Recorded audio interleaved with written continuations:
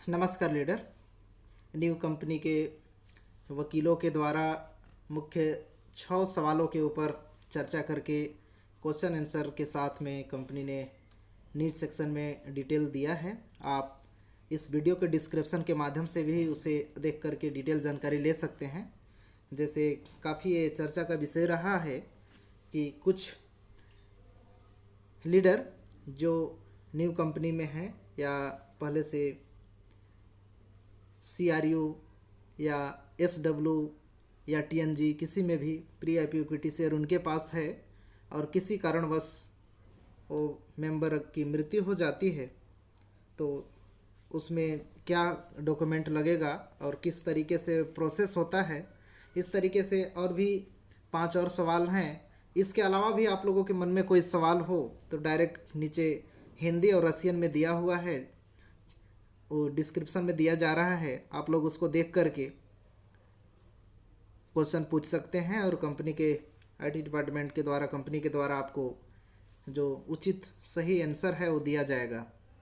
तो इसमें से मुख्य जो सवाल है वो मैं शुरू में ही बताया है कि अगर आप CRU या SW के प्री IPO इक्विटी शेयर धारक हैं और मृत्यु हो जाती है और किसी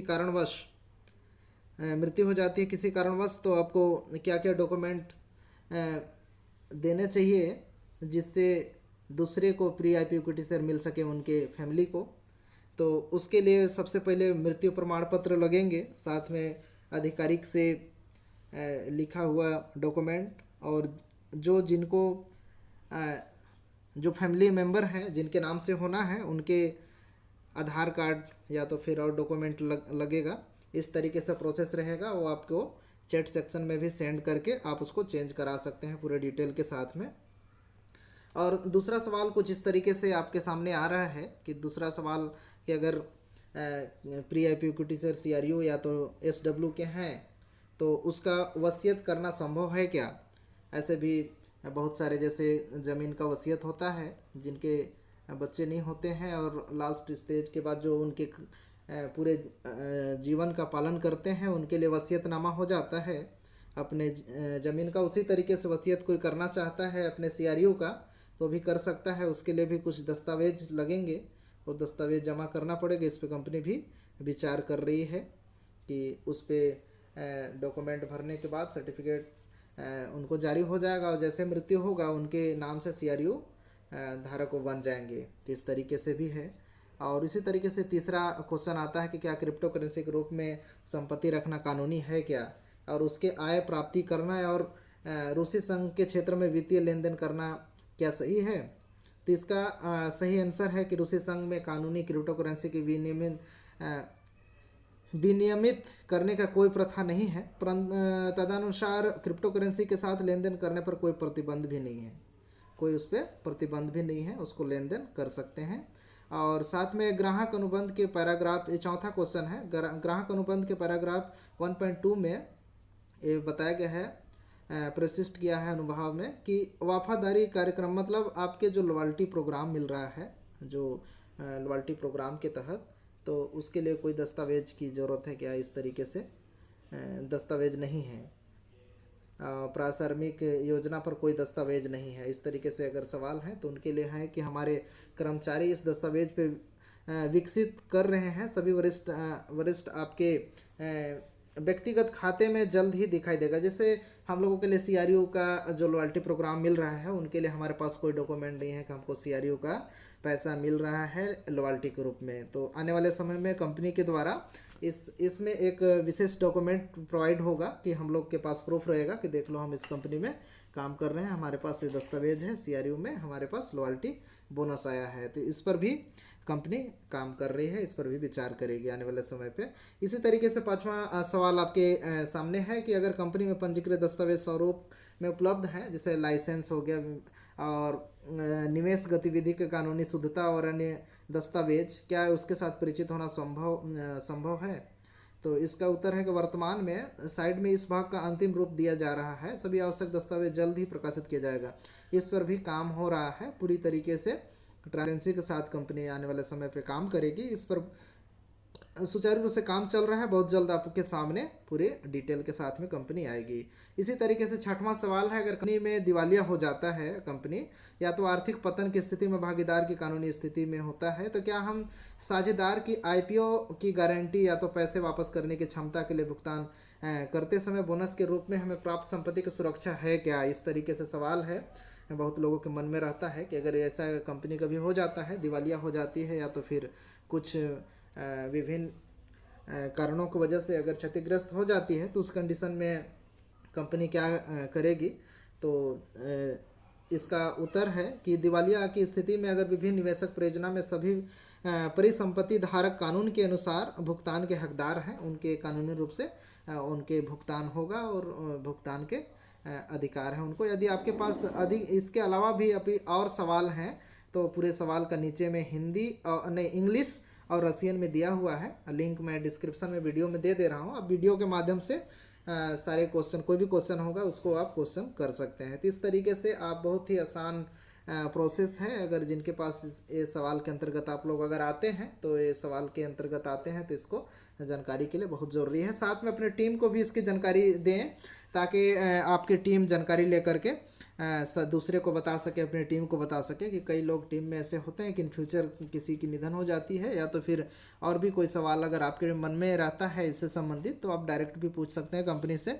उसके अलावा आप इस चैट सेक्शन में मैं दे रहा हूँ उसके माध्यम से। और जो क्वेश्चन 6 क्वेश्चन है इसके अंदर आपके आ रहे हैं, तो वे ऑलरेडी आप इस जानकारी ले सकते हैं। छठवां क्वेश्चन का जैसा सवाल था कि दिवालिया वाला स्थिति में, तो उसमें यह बताया गया है कि किसी भी तरह से दिवालिया की स्थिति में विभिन्न निवेशक परियोजना में सभी परिसंपत्ति धारक कानून के अनुसार भुगतान के हकदार हैं। इस है कि पूरी तरीके से उसको कानूनी रूप से मिलेगा। और आने वाले समय में आपको पता है कि कंपनी अलग अलग प्रोजेक्ट में अलग अलग देशों में काम कर रही है, तो उसके अनुसार सभी को बेनिफिट मिलेगा। हम लोग कोई एमएलएम नहीं है, हम लोग एमएलसीआई के तहत काम कर रहे हैं, मल्टी लेवल क्राउड इन्वेस्टिंग।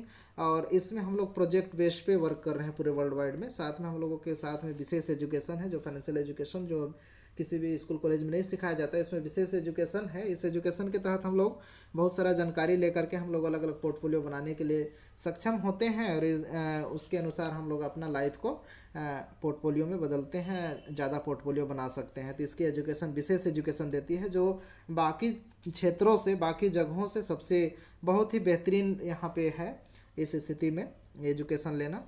तो ये मेरे को बहुत अच्छा लगा था। अब शायद आप लोगों को भी ये एजुकेशन बहुत अच्छा लगेगा। इसके अलावा आप देखे होंगे कि इसमें जितने भी कंपनियों के को ओनरशिप बनने का जो मौका मिल रहा है, जो लाजवाब है, अन्य क्षेत्रों से बहुत ही बेहतरीन है यहाँ मौका।